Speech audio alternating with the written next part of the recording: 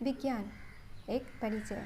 आज के इस कक्षा में हम सर्वप्रथम विज्ञान क्या है और विज्ञान के भाग क्या है इसके बारे में हम चर्चा करेंगे।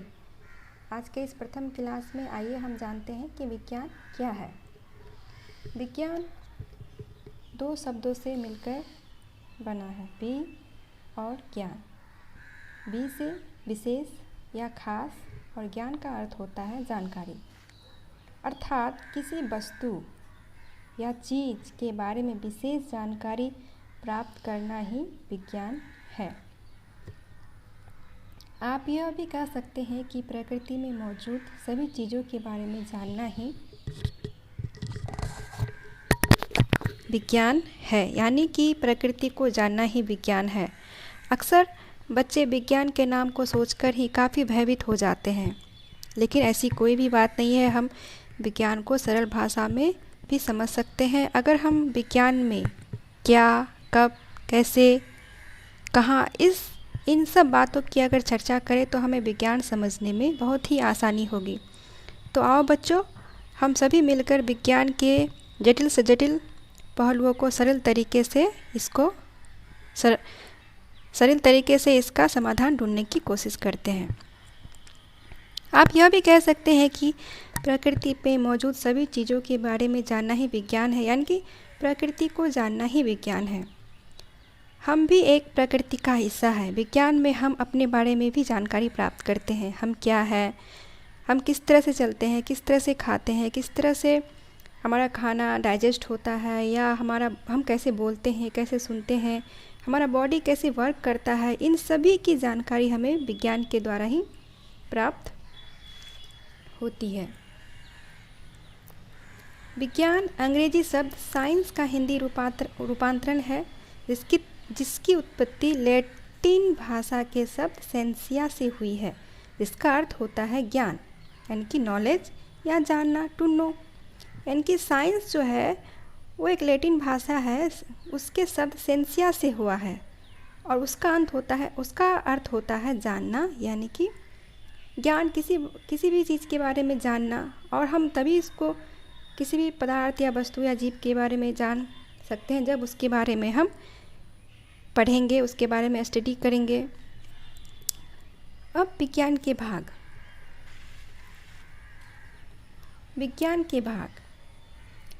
के मुख्यतः तीन भागों में बांटा गया है। विज्ञान को मुख्यतः तीन भागों में बांटा गया है।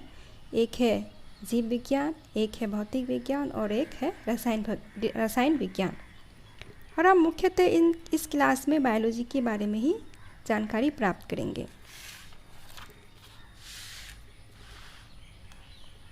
जीव विज्ञान, अब हम इसके बारे में जानकारी प्राप्त करते हैं कि आखिर जीव विज्ञान क्या है।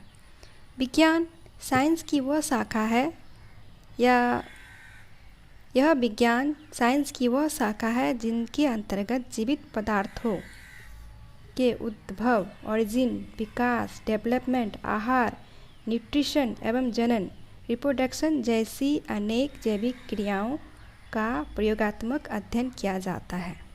अब इसका अर्थ क्या हुआ कि जीव विज्ञान में हम उन सभी जीव जंतुओं के बारे में अध्ययन करते हैं जो जीवित हैं। अब जीवित पदार्थ क्या है, तो इसके बारे में हम डिटेल से थोड़ी देर बाद हम जानकारी प्राप्त करेंगे। हम अब जान रहे हैं बायोलॉजी यह विज्ञान का अंग्रेजी रूपांतरण है, और बायोलॉजी को दो भागों में बांटा गया है, बायोस और लॉजी। बायोस का अर्थ होता है लाइफ या जीवन, और लोगस का अर्थ होता है स्टडी या अध्ययन। जीव विज्ञान के भाग, अब हम जीव विज्ञान के भाग के बारे में थोड़ी सी चर्चा करते हैं। वनस्पति विज्ञान, यानी कि इस विज्ञान में हम पौधों के बारे में अध्ययन करते हैं। संसार के जितने सारे पौधे, पेड़ पौधे हैं, जितने सारे हैं, उन सबों का अध्ययन हम इस शाखा के अंतर्गत करते हैं, जिसको वनस्पति विज्ञान कहते हैं, बॉटनी कहते हैं। और दूसरा भाग है जंतु विज्ञान, यानी कि जूलॉजी। जंतु विज्ञान में हम संसार के समस्त जंतुओं का अध्ययन करते हैं। विज्ञान में अधिकतर सभी चीज़ों का एक वैज्ञानिक नाम होता है जो एक विशेष भाषा लैटिन या ग्रीक में लिखा जाता है। जैसे कि मैंने ऊपर बताया है, ग्रीक भाषा, लैटिन भाषा। ऐसा इसलिए किया जाता है ताकि दुनिया के विभिन्न भाषाओं के बीच कोई बात की कोई उलझन न हो और किसी जीव जंतु का नाम वैज्ञानिक नाम के द्वारा स्थानीय नाम का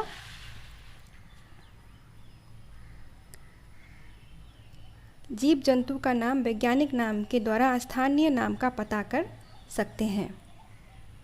इसका अर्थ हुआ कि समस्त संसार में अनेक तरह की भाषाएं, अनेक तरह की बोलियां बोली जाती हैं। अब चाइनीज़ में अब अलग भाषा है, जापान में अलग भाषा बोली जाती है, कहीं अंग्रेज़ी बोली जाती है, कहीं कुछ और, यहाँ तक कि हमारे भारत में ही हर जगह अलग अलग भाषा बोली जाती है और एक ही वस्तु का नाम हजारों लाखों नाम हो सकते हैं।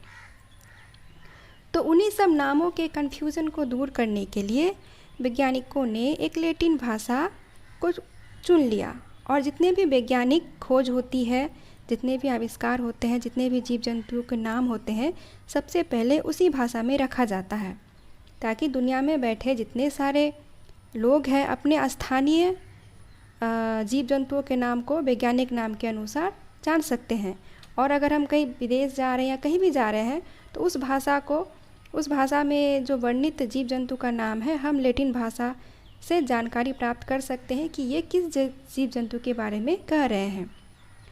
तो कहने का यही अर्थ है कि कहीं किसी नाम को लेकर कन्फ्यूज़न पैदा ना हो, कहीं कोई दुविधा ना हो, इसलिए विज्ञान में लैटिन भाषा, ग्रीक भाषा का प्रयोग किया जाता है ताकि हम लैटिन भाषा से, ग्रीक भाषा से उस जीव या जंतु के बारे में स्थानीय भाषा के नाम का पता कर सकते हैं। जीव विज्ञान में सजीवों के बारे में अध्ययन करते हैं। मैंने उस वक्त कहा कि जीवित पदार्थ, चलिए अब हम अध्ययन करते हैं कि जीवित पदार्थ क्या है। तो हम जीव विज्ञान में सजीवों के बारे में ही अध्ययन करते हैं।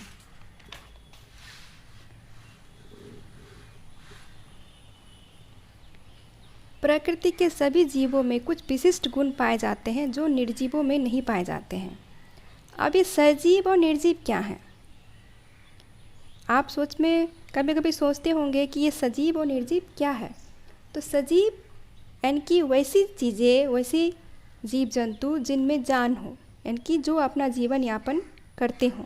और निर्जीव जैसे कि हमारे आगे में ये स्केच, कॉपी, किताबें, ये सारी चीज़ें क्या है? ये डेस्क, ये टेबल, ये सारी चीज़ें क्या है? ये सारी चीज़ें निर्जीव पदार्थ हैं, यानी कि ये अपना जीवन यापन नहीं करती है, इसमें जान नहीं है, इसमें जीवन नहीं है। सजीव के लक्षण, और हम सजीव यानी कि हम क्या हैं? निर्जीव हैं या सजीव हैं? तो हम सजीव हैं।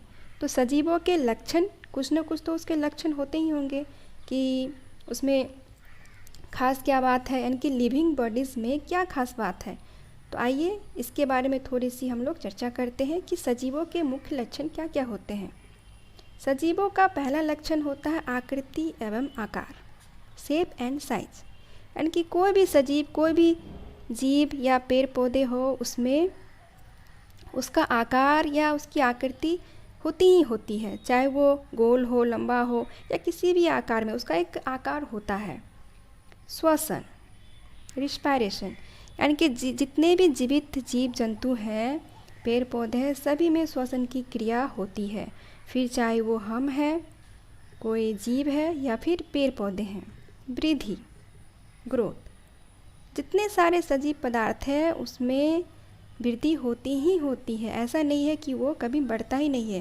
पहले वो एक भ्रूण रहता है अपनी माँ के गर्भ में, या पेड़ पौधों के, अगर हम आगे में इसके बारे में चर्चा करेंगे तो उसमें बचपन से लेकर बुढ़ापे तक, या फिर जो भी छोटा पेड़ पौधा होता है, एक बीज से लेकर एक बड़ा पेड़ बनने में उसमें वृद्धि निरंतर होती रहती है। किसी किसी में वृद्धि यह जीवन भर होती है और किसी किसी में एक निश्चित आयु सीमा के अंदर ही यह वृद्धि होती है। गति, मूवमेंट, यानी कि चलना फिरना, सभी जीव जंतु चलते फिरते हैं। कुछ कुछ पेड़ों में भी देखा गया है कि उनमें भी मूवमेंट की क्रिया होती है। ये अपवाद में आता है, लेकिन अधिकतर पेड़ तो स्थिर ही रहते हैं पेड़। प्रजनन, रिप्रोडक्शन, सभी जीव जंतु पेड़ पौधों में प्रजनन की क्रिया होती है। प्रजनन की क्रिया का अर्थ है अपने जैसे अनेक संतानों की उत्पत्ति करना, और ये गुण सभी जीवों में पाया जाता है। पोषण, न्यूट्रिशन, यानी कि अगर आहार हमारे जीवन का पोषण, भोजन, ये सारी चीज़ें हमारे जीवन की सबसे अहम हिस्सा है। अगर हमारे अंदर पोषण ना हो, न्यूट्रिशन ना हो, तो हम कुछ ही हफ्तों में या ऐसा कह सकते हैं कि हम जीवित ही नहीं रह पाएंगे। हमें जीने के लिए पोषण की सबसे आवश्यकता होती है। अनुकूलन, एडेप्टेशन, अनुकूलन का अर्थ है किसी भी जगह में या किसी भी वातावरण में अपने आप को ढाल लेना। जैसे कि गर्मी का मौसम जहाँ होता है, वहाँ के लोग उस वातावरण में खुद को ढाल लेते हैं। कहीं बहुत ज़्यादा बर्फ़ गिरती है, वहाँ के लोग खुद अपने आप को वहाँ ढाल लेते हैं। अगर कहीं वहीं गर्मी के लोग अगर बर्फ़बारी वाले जगह में जाएंगे तो उनको काफ़ी दिक्कत का सामना करना पड़ेगा। या फिर जो हमेशा पानी में रहते हैं, उसको अगर आप ज़मीन पे रखेंगे तो वो जीवित नहीं रह पाएंगे। यानी कि अपने परिस्थिति में, अपने वातावरण में खुद को ढाल लेना ही अनुकूलन कहलाता है। और यह भी सजीवों का एक मुख्य लक्षण है। संवेदनशीलता, सेंसिटिविटी, मतलब हर जीव जंतु में संवेदनशीलता पाई जाती है। आपने एक पौधा भी देखा होगा छुई मुई का, अगर उसको हम टच करें, छुएं, तो वो मुरझा जाती है। ये क्या है? यही संवेदनशीलता है।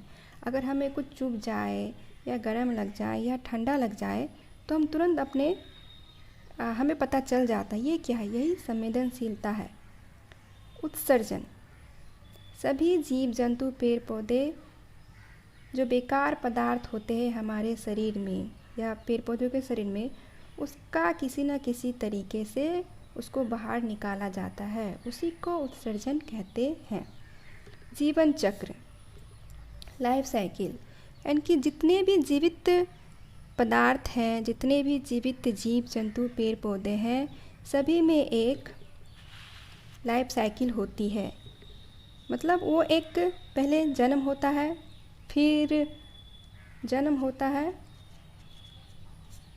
फिर वो बड़ा होता है,